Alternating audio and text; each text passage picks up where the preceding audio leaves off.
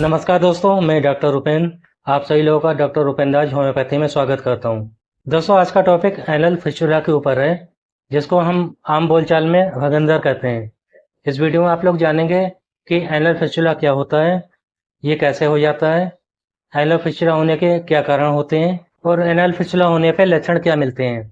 इसके साथ में इस वीडियो में आप लोग जानेंगे कि इस समस्या से बचने के लिए हमें क्या करना चाहिए, एनल फिस्टुला के लिए जांचें क्या कराई जाती हैं और इस समस्या को ठीक करने के लिए कौन कौन सी होम्योपैथिक दवाइयों का इस्तेमाल किया जाता है। दोस्तों, लेकिन वीडियो शुरू करने से पहले आप सभी लोगों से रिक्वेस्ट है कि अगर वीडियो पसंद आए तो वीडियो को लाइक करके शेयर कर दीजिएगा, और अगर आप लोगों ने चैनल को सब्सक्राइब नहीं किया है तो प्लीज़ चैनल को सब्सक्राइब करके बेल आइकन को जरूर प्रेस कर दीजिएगा। दोस्तों, सबसे पहले जान लेते हैं कि एनल फिस्टुला क्या होता है। एनल फिस्टुला को मेडिकल लैंग्वेज में फिस्टुला इन एनो भी कहते हैं और आम बोलचाल में इसको भगंदर कहते हैं। एनल फिस्टुला एक तरीके का एब्नॉर्मल ट्रैक या रास्ता होता है जो कि एनल कैनाल या गुदाद्वार के अंदर से बाहर की स्किन के बीच में बनता है। इसमें दो एंड होते हैं, एक एंड गुदाद्वार के अंदर खुलता है और दूसरा एंड गुदाद्वार के पास वाली स्किन पे बाहर की ओर खुलता है। इस बने हुए एनल फिस्टुला से पस, डिस्चार्जेस या बैटरी सिक्रेशन बाहर की ओर आने लगते हैं, और क्योंकि ये रास्ता एनल कैनाल के अंदर से कनेक्ट होता है तो कई बार इससे पतला फीकल मैटर भी बाहर आने लगता है। दोस्तों, वैसे तो फिस्टुला महिला या पुरुषों किसी में भी हो सकता है, लेकिन अधिकतर मामले इसके पुरुषों में देखने को मिलते हैं। फिस्टुला का समय से इलाज कराना बहुत जरूरी होता है, नहीं तो आगे चलकर इसके कुछ कॉम्प्लिकेशन भी देखने को मिल सकते हैं। अब जान लेते हैं कि फिस्टुला कैसे हो जाता है। दोस्तों, एनल कैनाल, जिसको कि गुदाद्वार कहते हैं, उसके आसपास कुछ ग्लैंड्स होती हैं जिसका काम होता है म्यूकस का सिक्रेशन करना, जिससे कि एनल कैनाल लुब्रिकेट रहे और स्टूल आसानी से पास होता रहे। कभी कभी इन ग्लैंड्स में इन्फेक्शन होना शुरू हो जाता है, जिसके कारण वहाँ पे एक्सेस या फुंसी बनना शुरू हो जाती है। कई बार ये फुंसी अपने आप बनकर फूट जाती है और ठीक हो जाती है, लेकिन कुछ केस में इसी जगह पे बार बार फुंसी बनती रहती है और फूटती है, जिससे कि पस या मवाद आता रहता है। दोस्तों, कई बार इन फुंसी के कारण इसके ड्रेन का रास्ता गुदाद्वार की बाहर की स्किन की ओर बनने लगता है, जिसके कारण एक सुरंगनुमा ओपनिंग बन जाती है जो कि एनल कैनाल के अंदर की दीवार से होते हुए एनल कैनाल की बाहर की स्किन की ओर खुलती है, जिसमें से पस का फॉर्मेशन, डिस्चार्जेस या मवाद बाहर की ओर निकलना शुरू हो जाते हैं। दोस्तों, यही एनल फिस्टुला या भगंदर कहलाता है। इस बने हुए रास्ते की एक ओपनिंग एनस के अंदर होती है और दूसरी ओपनिंग एनस के पास वाली स्किन पे बाहर की ओर होती है। ये रास्ता क्योंकि एनल कैनाल से कनेक्ट होता है, इसी कारण इस रास्ते में इन्फेक्शन बना रहता है और हीलिंग नहीं हो पाती है, जिसके कारण इस रास्ते में पस या डिस्चार्जेज आता रहता है और दर्द और स्वेलिंग बनी रहती है। दोस्तों, एनल फिस्टुला का होम्योपैथी में काफ़ी अच्छा ट्रीटमेंट होता है और बिना सर्जरी के इसके अधिकतर केस ठीक हो जाते हैं। आपको जैसे ही समस्या का पता चले तुरंत अपने होम्योपैथिक डॉक्टर से इसका इलाज शुरू करवा लेना चाहिए। एनल फिस्टुला के ऑपरेशन के बाद भी कई बार इसकी रिकरेंसी देखने को मिलती है, इसलिए ऑपरेशन करवाने से पहले एक बार होम्योपैथिक ट्रीटमेंट जरूर करवाएं, जिससे कि आप ऑपरेशन से बच सकें। दोस्तों, लेकिन कुछ केस जो बहुत ज़्यादा सीवियर या बिगड़े हुए होते हैं, उनके लिए सर्जरी कराना जरूरी हो जाती है। दोस्तों, आप फिस्टुला होने के कारणों को जान लेते हैं। वैसे तो एनल फिस्टुला होने का सबसे मेन कारण एनल रीजन में जो ग्लैंड्स होती हैं उनकी डक्ट बंद हो जाना होता है, और उस जगह पर इन्फेक्शन बढ़ने के कारण वो बंद डक्ट एक फोड़े या फुंसी का रूप ले लेती है, और ये फोड़ा या फुंसी आगे चलकर फिस्टुला का रूप ले लेता है। एनल फिस्टुला की स्टार्टिंग बार बार होने वाले इन्फेक्शन और उसके कारण होने वाले फोड़े या फुंसी से होती है, और जब ये फोड़े या फुंसी एक जगह पे बार बार निकलते रहें तो आगे चलकर इसके कारण एनल रीजन में एक कैनाल या ओपनिंग बन जाती है जो कि भगंदर का रूप ले लेती है। दोस्तों, अगर एनल फिस्टुला होने के कुछ और कारणों की बात करें तो जिन लोगों को काफ़ी लंबे समय से कॉन्स्टिपेशन की समस्या या गैस की समस्या रहती है, स्टूल हार्ड होता है या दिन में कई बार मोशन पास करने के लिए जाना होता है, तो उन लोगों को फिस्टुला बनने के चांस बढ़ जाते हैं। जो लोग मोशन पास करने के बाद ठीक से साफ नहीं करते हैं, जिसके कारण भी एनल रीजन में इन्फेक्शन होने के चांस होते हैं, जिसके कारण आगे चलकर फिस्टुला होने के चांस बढ़ जाते हैं।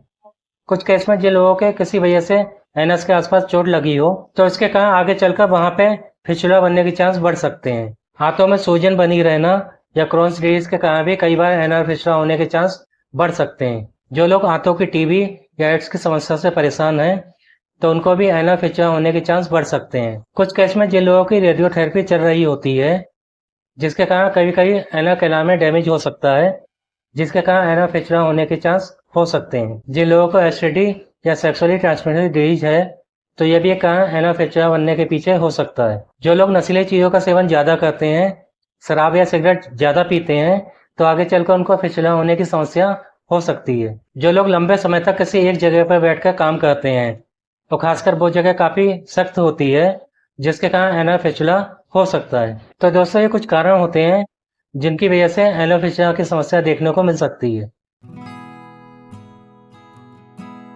दोस्तों, अब जान लेते हैं कि एना फिशुला को हम कैसे पहचानेंगे, यानी कि फिशुला के लक्षण क्या होते हैं। सबसे पहले लक्षण की बात करें तो पेशेंट के एना कैनाल या मल द्वार में तेज दर्द होता है, वहाँ पे सूजन और रेडनेस देखने को मिलती है, जो कि एक मेन सिम्टम एना फिशुला के लिए होता है। पेशेंट को उस जगह पे बार बार फोड़े या फुंसी बनते रहते हैं, जिसके कारण वहाँ पे पस फॉर्मेशन, डिस्चार्ज या मवाद आता रहता है। जब एना कैनाल से बाहर की ओर पूरी तरीके से एक ट्रैक या रास्ता बन जाता है, तो उस रास्ते से मल या मल का तरल पदार्थ बाहर आ सकता है, जिसमें बहुत ज़्यादा स्मेल आती है। पेशेंट को स्टूल पास करते समय बहुत तेज दर्द या जलन होती है, जिसके कारण उसको ठंड लग के बुखार भी आ सकता है। पेशेंट को एना रीजन में कई बार खुजली भी होती है। पेशेंट को कई बार पेशाब करते समय एनस में दर्द हो सकता है। कुछ केस में उस एरिया से ब्लड भी आ सकता है। तो दोस्तों, अगर आपको इनमें से कोई भी लक्षण मिल रहे हैं, तो आप अपने डॉक्टर को एक बार जरूर दिखाएं, क्योंकि आप जितनी जल्दी एनल फिशुला का ट्रीटमेंट शुरू करवा लेंगे, उतनी जल्दी इसके ठीक होने के चांस बढ़ जाएंगे। दोस्तों, आप जान लेते हैं कि हमें एनल फिशुला यानी कि भगंदर से बचने के लिए क्या करना चाहिए। अगर आपको कॉन्स्टिपेशन की समस्या रहती है, स्टूल हार्ड होता है, तो खाने में फाइबर्स की मात्रा बढ़ाएं। खाने में हरी सब्जियां, ताजे फल, सलाद जरूर शामिल करें, क्योंकि उसमें फाइबर प्रचुर मात्रा में होता है। कॉन्स्टिपेशन ना हो उसके लिए ऑयली स्पाइसी चीज़ें ना खाएं, खासकर बाहर का तला भुना फास्ट फूड बिल्कुल भी ना खाएं। अधिक से अधिक पानी पिएं और गर्मियों में लिक्विड डाइट और पानी का सेवन ज़्यादा करें। अगर आप शराब या सिगरेट का सेवन ज़्यादा करते हैं, तो उसको बंद कर दें, क्योंकि इनके कारण भी कॉन्स्टिपेशन की समस्या बढ़ जाती है।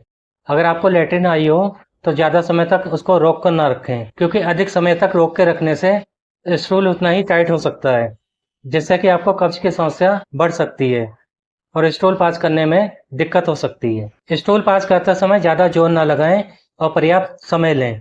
अगर आपको लूज मोशन की समस्या काफ़ी समय से रहती है, तो उसका इलाज करवाएं। मल त्याग करने के बाद अच्छे से धोएं और एनल रीजन में साफ सफाई का ध्यान रखें। अगर आपको कब्ज की समस्या काफ़ी समय से है, तो उसका सही से इलाज करवाएं। अगर आपकी सीडेंटरी लाइफ है, यानी कि अधिकतर समय आपका बैठकर काम करने में गुजरता है, तो एक्सरसाइज जरूर करें, जिसके कारण आपका डाइजेशन प्रॉपर बना रहे और पेट की समस्या ना हो। अगर आपको एनल कैनाल में कोई दर्द, फुंसी या डिस्चार्जेस आता महसूस हो, तो तुरंत अपने होम्योपैथिक डॉक्टर से मिलकर इसका इलाज शुरू करवा दें। दोस्तों, आप जान लेते हैं कि एनल फिशुला या भगंदा के लिए जांचें क्या करवाई जाती हैं। जब आप अपने डॉक्टर के पास जाएंगे, तो वह भगंदा के लिए आपका फिजिकल एग्जामिनेशन करेंगे, जिसमें कि पर रेक्टल एग्जामिनेशन किया जाता है। इसमें आपके डॉक्टर आपके लैट्रिन के रास्ते में फिंगर डालते हैं, जिसको कि DRE या डिजिटल रेक्टल एग्जामिनेशन कहते हैं, जिसके कारण एनल फिशुला का पता लगाया जाता है।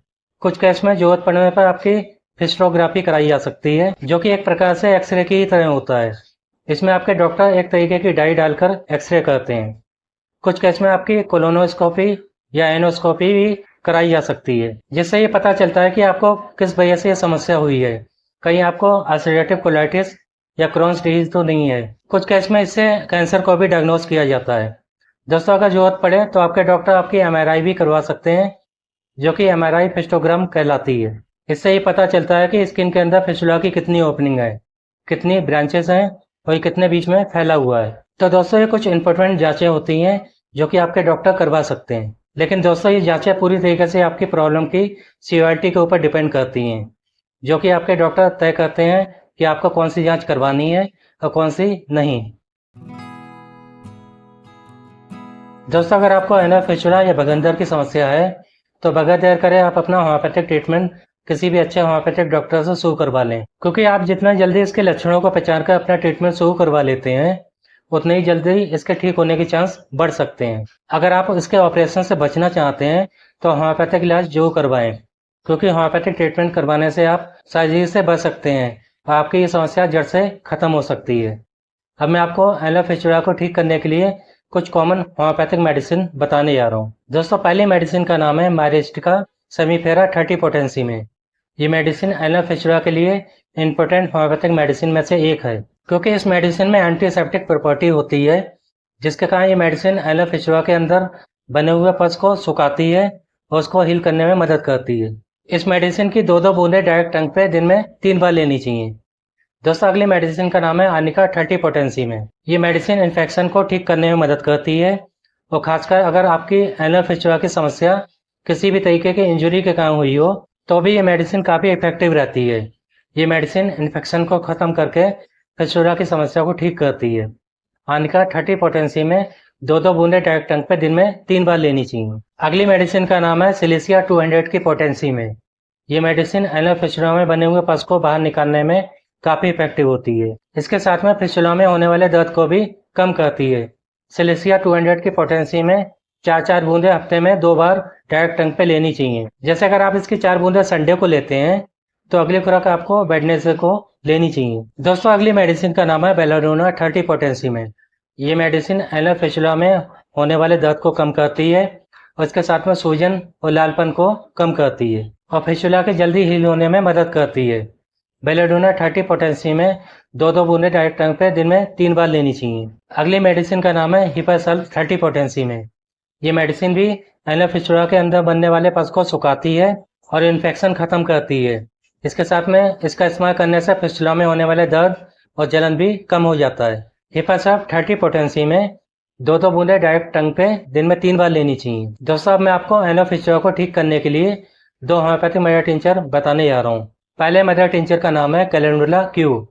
ये मेडिसिन टिंचर हर तरीके की ओपन इन्फेक्शन को ठीक करने में काफ़ी इफेक्टिव रहता है। इसके साथ में ये एनुलर फिस्टुला को हील करने में काफ़ी इफेक्टिव होता है। कैलेंडुला क्यू की 15-15 बूंदें आधे कप गुनगुने पानी में मिलाकर दिन में 3 बार लेनी चाहिए। दोस्तों, अगले मेडिसिन टिंचर का नाम है इचनेसिया एंगस्टिफोलिया क्यू। ये मेडिसिन टिंचर बार बार एनुलर रीजन में होने वाले फोड़े फुंसी को ठीक करता है, और इसके साथ में एनुलर फिस्टुला में इन्फेक्शन को ख़त्म करके पस को सुखाता है।